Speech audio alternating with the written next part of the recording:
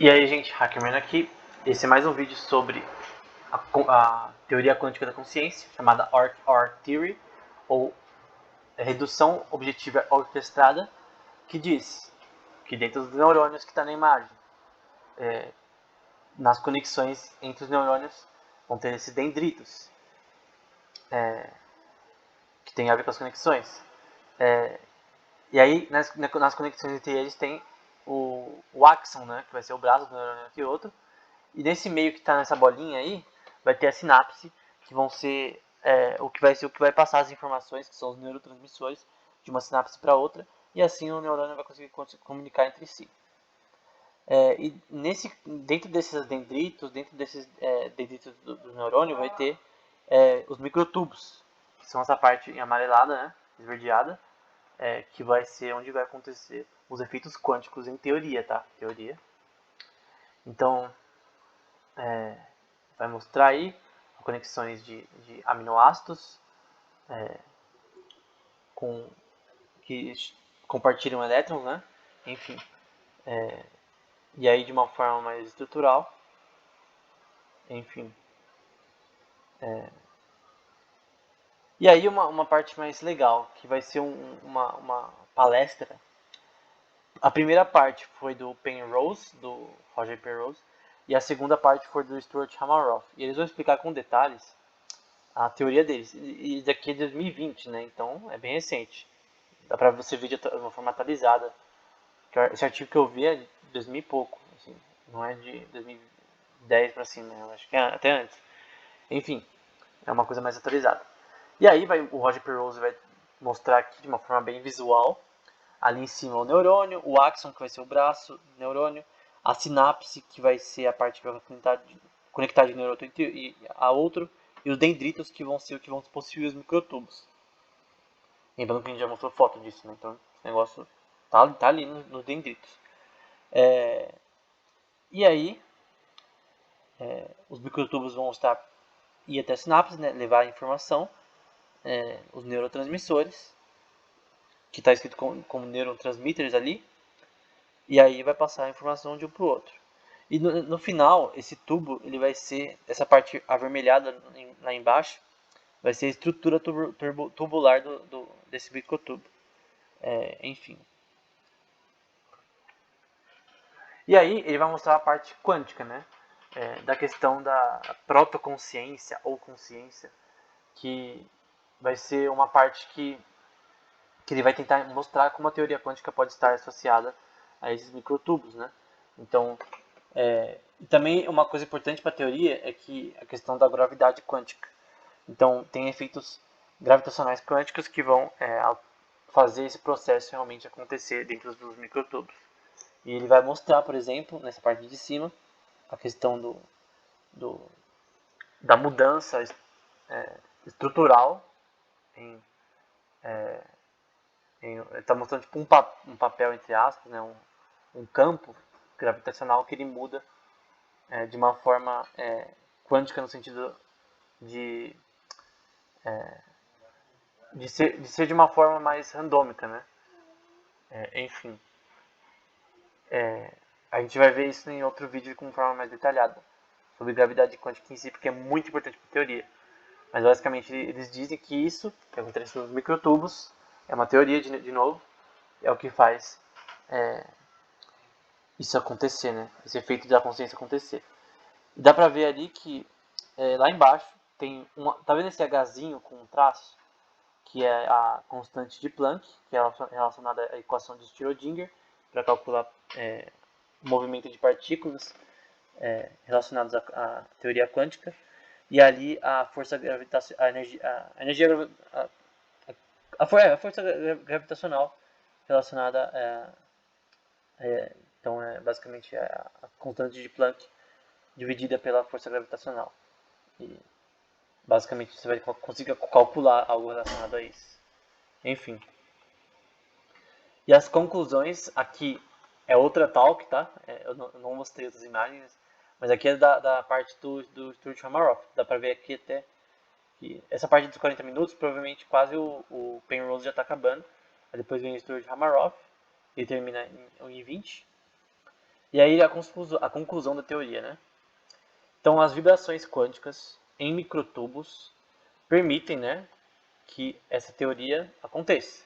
Que ele vai mostrar, né, que a força gravitacional é igual a constante de Planck dividido pelo tempo.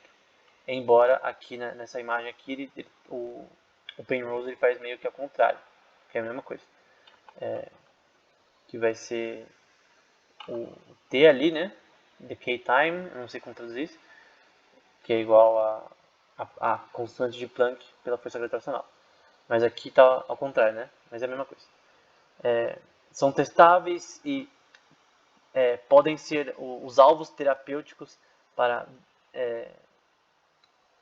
coisas relacionadas, terapias mentais, né? E, problemas cognitivos, de repente alguém com esquizofrenia ou problemas mentais. Talvez os microtubos sejam a chave para descobrir a cura para o Alzheimer ou outras doenças cognitivas crônicas. A anestesia, né? O estudo da anestesia previne que a consciência possa ter vibrações. Que é teoria, tá? Não é certeza absoluta. É a teoria deles. Não posso dizer que isso daqui é certeza absoluta, até porque a gente vai ver outras teorias que vão ser contra isso, mas em geral eu creio que isso daqui é verdade, tá?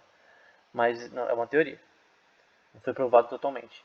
Mas que quando você anestesia uma pessoa para ela ficar inconsciente, você está impedindo que vibrações quânticas em ondas de Hertz, né, nos microtubos dentro do cérebro hajam.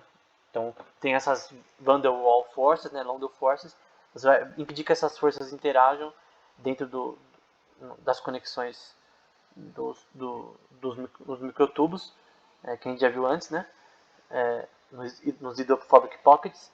E quando você meio que impede que essa força haja para acontecer essas conexões, você deixa a pessoa inconsciente. Então, você inibindo as vibrações quânticas no microtubo, você inibe a consciência.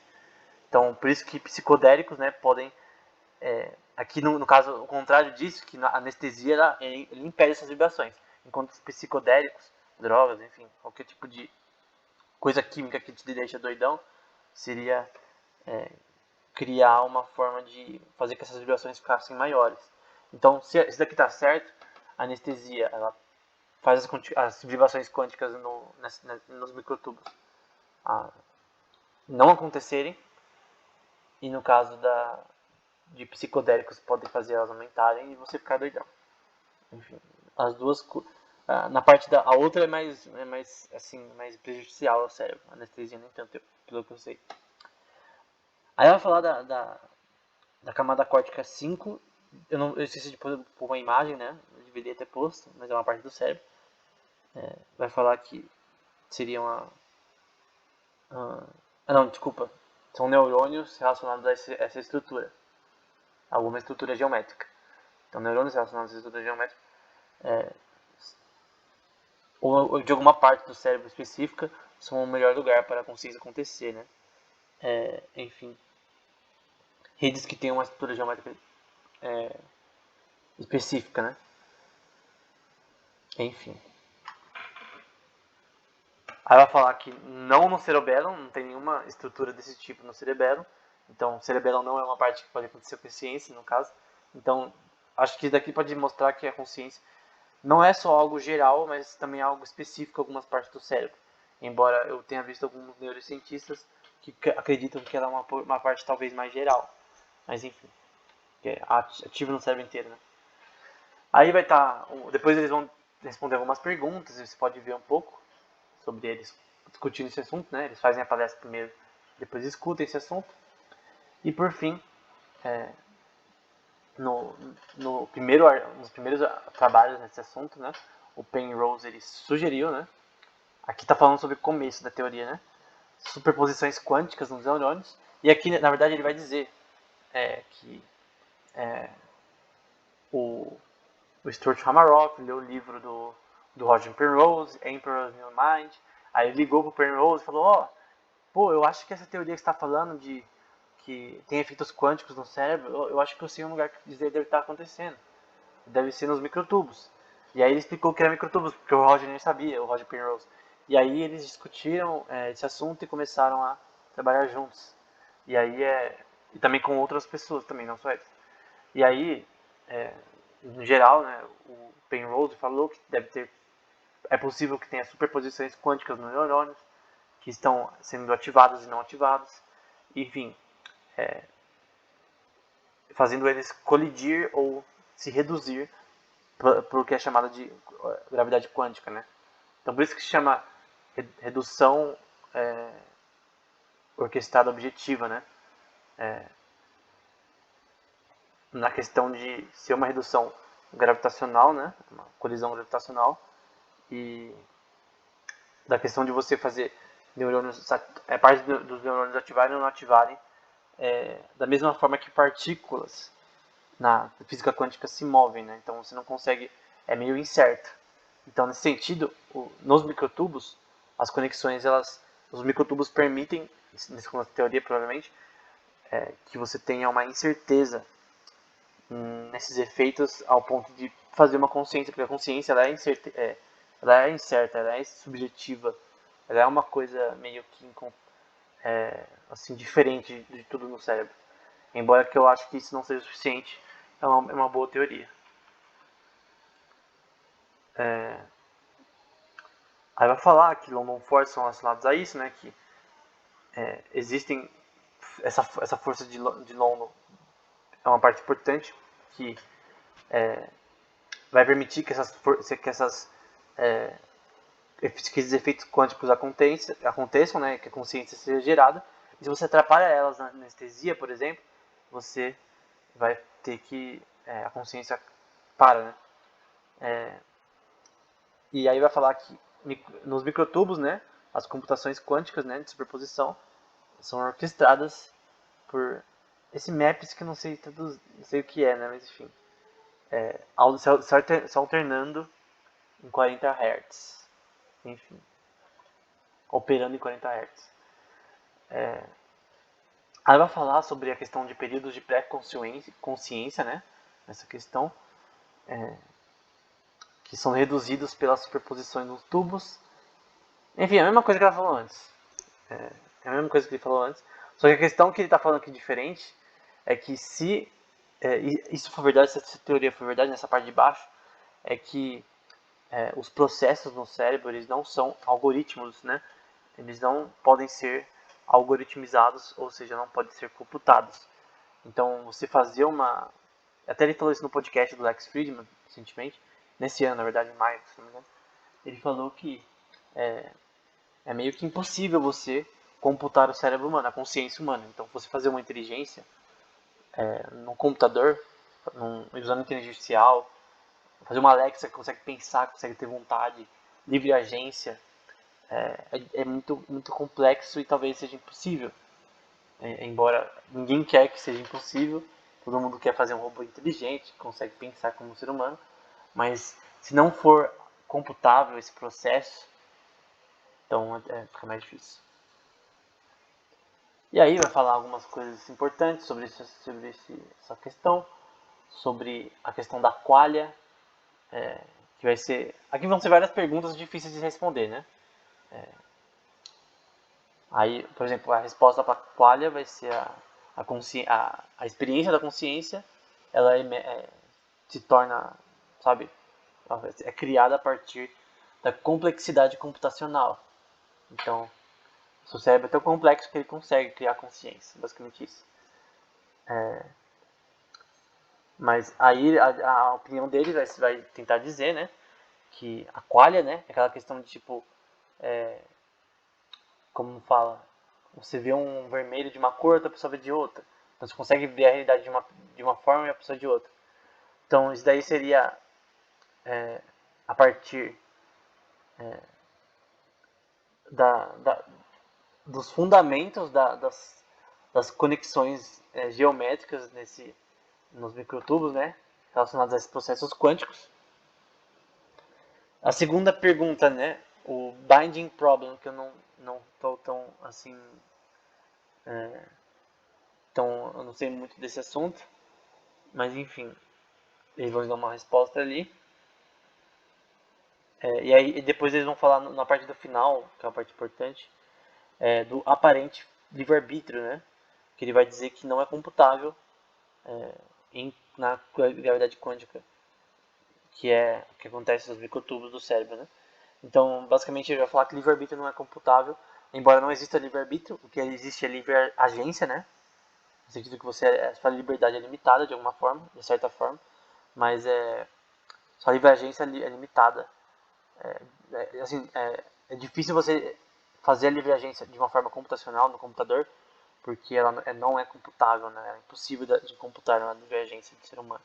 Então, mas eu queria fazer um jogo que o NPC ele pensa. Que o NPC ele vai lutar contra o jogador, ele pensa, ele consegue pensar, ele consegue fazer perguntas em diferentes tipos de Desert Online. A gente vai ter uma coisa chamada Fluctilight, né, que vai ser cópias da alma, que os NPCs conseguem pensar. Eu queria fazer um jogo disso na vida real. É difícil, porque se não for computável, não sei se essa teoria estiver certa e não for computável a consciência, então vai ser meio impossível reproduzir isso. Aí vamos dizer, como será que dá para simular a consciência humana? Porque, beleza, não é computável de forma clássica, mas e se eu usar um computador quântico para isso? Porque aqui a gente está falando de uma teoria totalmente relacionada à teoria quântica. Se eu conseguisse saber como ela funciona, eu conseguiria simular ela no computador quântico. Então a questão é que o próprio Roger Penrose ele vai dizer que na verdade não. Na verdade, não tem por que a gente dizer que se a consciência fosse computável, você poderia sim conseguir fazer num computador clássico. Mas vem essa questão das pessoas de fora dessa teoria, se os computadores quânticos fossem melhor para isso. Então, será que a computação quântica é a resposta? Então, segundo ele, nessa parte mais ou menos dessa conversa aí, nesse podcast, ele vai dizer que não necessariamente. Então, talvez os dois, se for possível computar a consciência humana, que eu acho muito complexo, tem o problema da alma, o problema da o problema difícil da consciência, que também é outro problema complexo aí. Enfim, talvez não seja tão fácil como parece. Enfim, espero que tenha sido útil. Recomendo muito que você ouça essa parte, ou todo o podcast aqui relacionado ao Roger Penrose. Foi onde eu descobri essa teoria, que eles vão falar um pouco sobre essa teoria em si, da ORCOR, ele vai explicar como funciona. Enfim, espero ter sido útil esse vídeo. Até o próximo.